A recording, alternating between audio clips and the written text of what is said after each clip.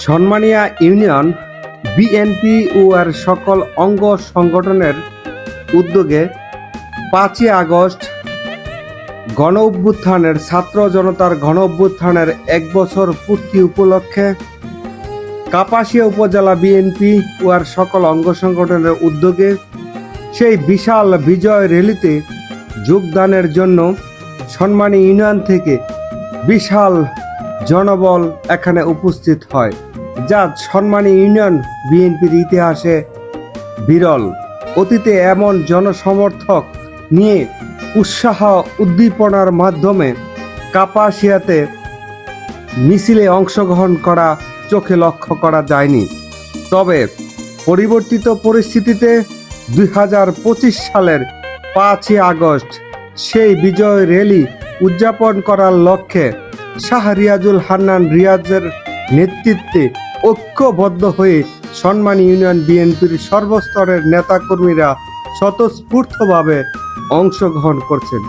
দেখতে পারতেছেন আপনারা, নেচে গেয়ে আনন্দ উল্লাস করে বিশেষ কতগুলো গাড়ি এবং মোটর সাইকেল বহরে সেই কাপাসিয়ার বিজয় র্যালিতে যোগদানের জন্য নেতাকর্মীরা উৎসাহ উদ্দীপনার সহিত তারা গমন করতেছেন। ইতিহাস থেকে জানা যায়, সন্মানী ইউনিয়ন স্বাধীনতার পর থেকেই ইউনিয়নটি বিএনপি অধ্যুষিত।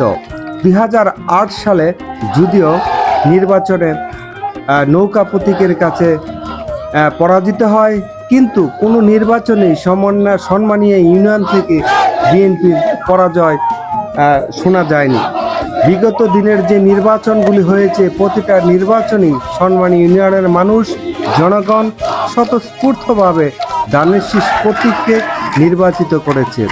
প্রচুর জ্যাম এবং যানজটকে ওভারকাম করে সন্মানী ইউনিয়ন থেকে আগত নেতাকর্মী সমর্থক এবং শুভানুদ্দয়ী কাপাসিয়াতে ভ্রমণ করার জন্য অধীর আগ্রহে রয়েছে। এই অনুষ্ঠানটি স্মরণীয় এবং বরণীয় করে রেখেছে সন্মানী ইউনিয়নের নেতৃবৃন্দ।